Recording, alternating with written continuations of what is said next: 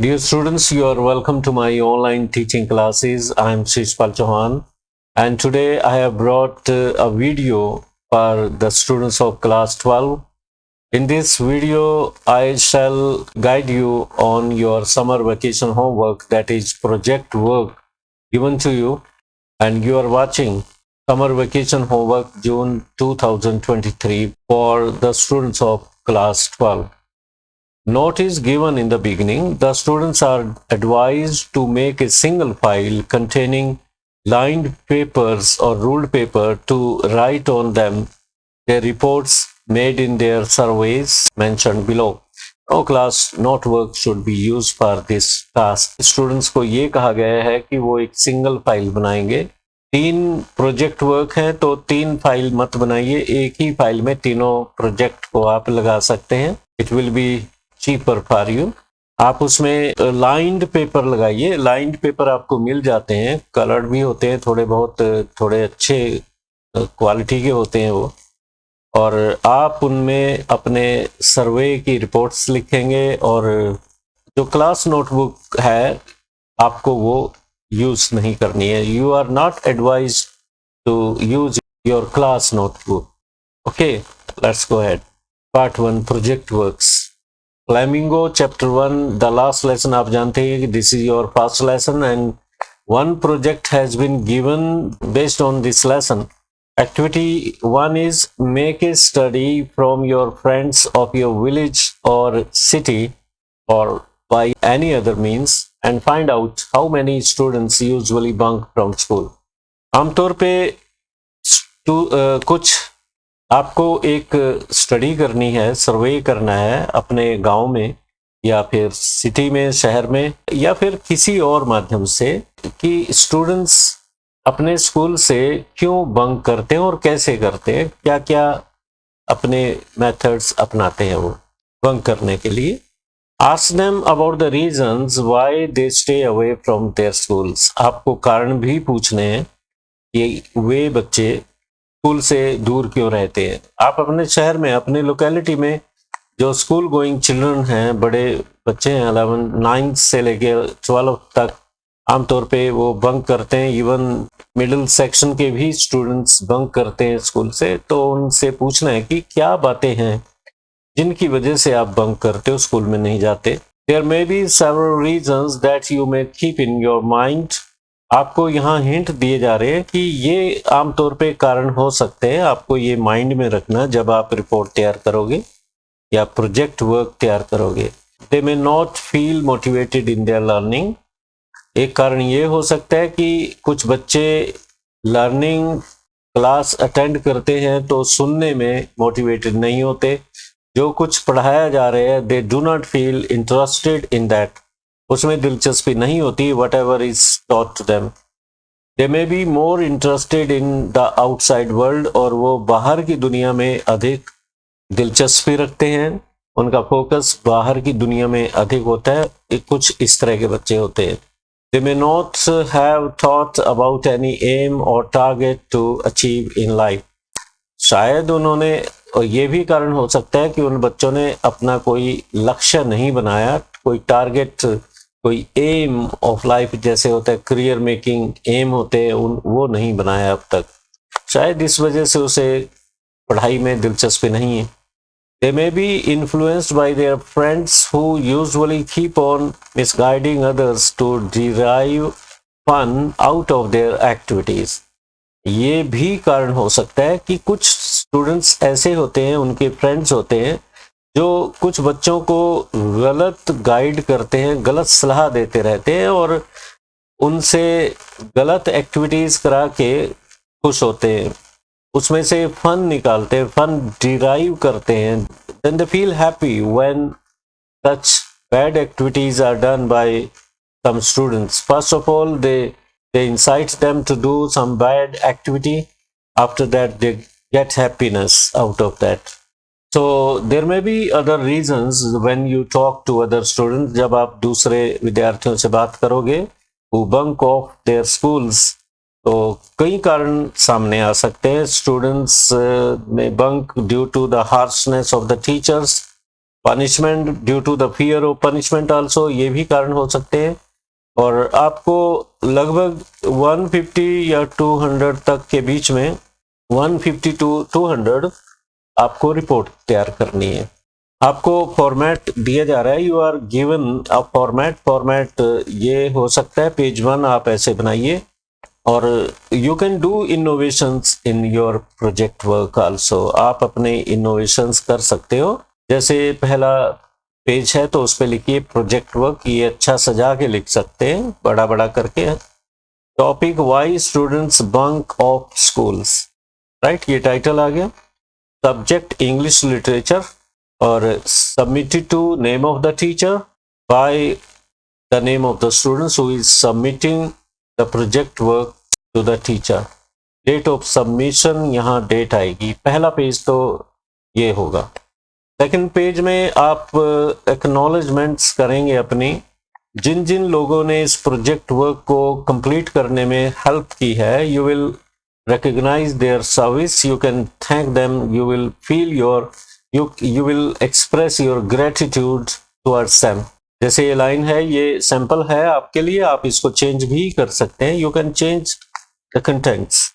I express my thanks to all of my friends who cooperated with me to make my project complete, and I am highly obliged to my parents who helped me gather the required information on the topic। तो इसमें आपने acknowledge की, जो भी help आपको मिली उन लोगों को आपने थैंक्स किया। अब थर्ड पेज पे कंटेंट होंगे। Here you will right the names of the students whom you met and talked on this topic।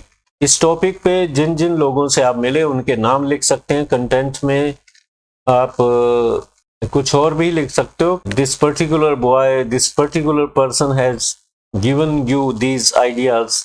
You may talk about the persons who have helped you, you may talk about your friends who have given you some ideas। You can write their ideas here or mention their name first and then you will write about their idea here।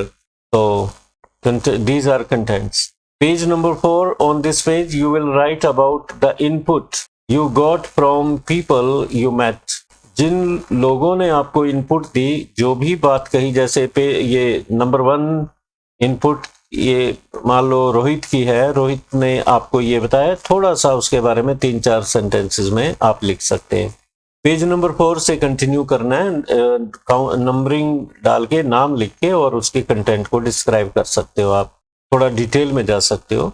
और on this page, fourth page पे, fourth भी हो सकता है, ये fifth भी हो सकता है। जैसे कंटेंट आगे मान लो 5 कंटेंट है, आप 7 पेज तो ज़्यादा हो जाते हैं, तो आप इनको थोड़ा करके कंटिन्यू कर सकते हैं। 5 बनता है तो 5 बना लो। Fourth page, on this page you will write about the input you got from the people, the input you got from the people you met, for example reasons for bunking. Okay, you will mention the names have been mentioned by you and these are ideas given by those people। Reasons जो उन्होंने bunking के दिए, for example यहाँ पे एक ने कहा आपको fear of punishment, इसको एक्सप्लेन कर सकते हो।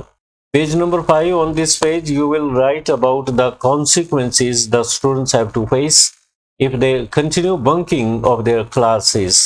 You may write in points about the adverse effects on their studies।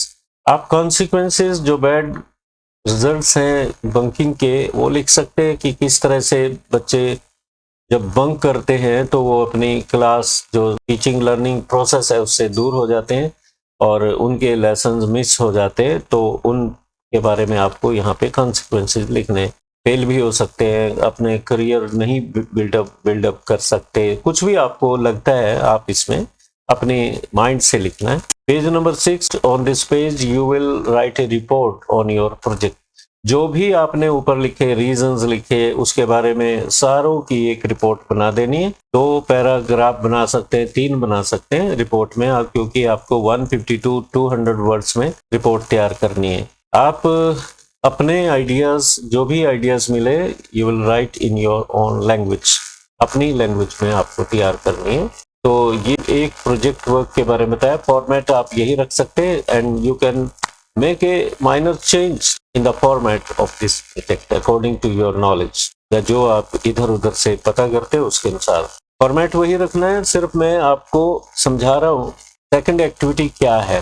The modern life is full of stresses and tensions for a grown up man these days. Grown up man के लिए, parents के लिए या grand parents या जो struggling लोग हैं, job के लिए स्ट्रगल कर रहे हैं या बिजनेसमैन है, उन सब के लिए जीवन एक टेंशन से भरा, स्ट्रेसेस से भरा हुआ बन चुका है। Life is full of stresses and tensions for people. In this chapter, Charlie is an example, और आपने ये लेसन पढ़ा है द थर्ड लेवल। इसमें चार्ली जो करेक्टर है वो इसी तरह का मॉडर्न मैन है। He is full of stresses and tensions also. Living under stressful life of day to day, he has developed a habit of escaping into the world of waking dream that he usually created about the third level by means of stamp collecting. तो इंसान ऐसे में कुछ ना कुछ तरीके निकाल लेते हैं कि जिससे वो जो बिटर रियलिटी है, आज की कड़वी सच्चाई है, यथार्थ जो प्रेजेंट वर्ल्ड है, जो वर्तमान है, वर्तमान की सच्चाई से दूर भागने के लिए एस्केप करना चाहते हैं। थोड़ी देर के लिए राहत महसूस करने के लिए अलग अलग तरीके अपनाते हैं। जैसे चार्ली यहाँ पे स्टैम्प कलेक्टिंग करता था, और स्टैम्प कलेक्टिंग उसे एक वर्ल्ड ऑफ इमेजिनेशन में ले जाती थी, जहाँ पे वो थर्ड लेवल देखता था कि एक तो वो वेकिंग ड्रीम फुलफिलमेंट थी उसकी। रियलिटी में वो सपना लेता होगा कि दो लेवल तो हैं, यहाँ पे दो प्लेटफॉर्म हैं ग्रैंड सेंट्रल स्टेशन पे, जहाँ से लोग अलग अलग ट्रेन कैच करते हैं। तो एक थर्ड लेवल भी होना चाहिए जहाँ से यूएसए के लिए किसी भी शहर में जाना हो तो ट्रेन यहाँ से छूटती हो जाती हो। तो तभी वो गेल्सबर्ग के लिए 2 टिकट खरीदना चाहता है यहाँ से इस थर्ड लेवल पे आके वो। He wished for the third level of the Grand Central Station from where people can board a train for any destination in the USA. One day his wish was fulfilled. एक दिन वो he slips into the world of imagination और पूर्णतः वो खो जाता है उस दुनिया में। When he had his experience on the third level, जब उसे थर्ड लेवल का एक्सपीरियंस होता है। Do you think that there are people like Charlie everywhere? अब आप मुद्दे पे आ गए हो। क्या आप सोचते हैं कि चार्ली जैसे लोग आसपास हैं आपके? Try to meet such people and ask them about their experiences. जो भी आपके आसपास है, लोकेलिटी में है लोग, उनसे मिलिए या कहीं पे भी आप उन लोगों का इंटरव्यू लीजिए कि आप मॉडर्न लाइफ की जो जद्दोजहद है, जो स्ट्रगल है, उससे एस्केप करना चाहते हैं। कभी एस्केप करते हो, बच निकलते हो, या आप कल्पना की दुनिया में कभी जाते हो, आपको राहत महसूस होती हो। आप उनसे डायरेक्ट क्वेश्चन ये पूछ सकते हैं, how do you want to escape from the bitter realities of life? आज के आधुनिक जीवन की जो कड़वी सच्चाइयां हैं उससे कैसे बचा जा सकता है? You can ask them this question, आपको जवाब मिलेगा। Which they enter the world of their reverie. तो आल्सो मेंशन द मीन्स, और ये भी पूछना जो अगर आपको कोई कहता है कि हाँ मैं एस्केप करता हूँ रियलिटी से, कई बार मैं कल्पना की दुनिया में चला जाता हूँ, तो पूछना कि किस माध्यम से जाते हो, क्या तरीका है तुम्हारा। वर्ल्ड ऑफ वेकिंग ड्रीम्स हैं, कई बार जागते हुए सपने लेते हैं लोग, रेवरी बोलते हैं उसे। बैठे हुए हैं, आंखें खुली हैं, परंतु दिमाग उनका कहीं और है। तो वेकिंग ड्रीम वो इमेजिनेशन के माध्यम से लेते हैं या फिर कुछ और तरीका भी अपनाते हैं। You are suppose to ask these questions. Advise them of positive means of having escape from their real life only for relaxation, make a report. और आपको ये भी इनपुट मिल सकता है कि कुछ लोग अफीम खाते हैं, ड्रग्स लेते हैं, वाइन के थ्रू, अल्कोहल के थ्रू वो एक कल्पना की दुनिया में चले जाते हैं। और आपको उन्हें सजेस्ट करना है कि ये सारे नेगेटिव मीन्स हैं, नेगेटिव तरीके हैं, नकारात्मक माध्यम हैं।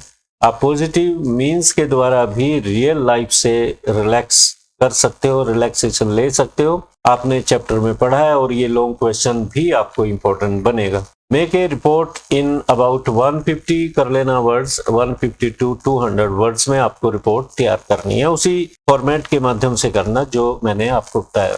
Project activity number 3 my mother eight 66 पे ये पोएम है, इस पे बेस्ड है।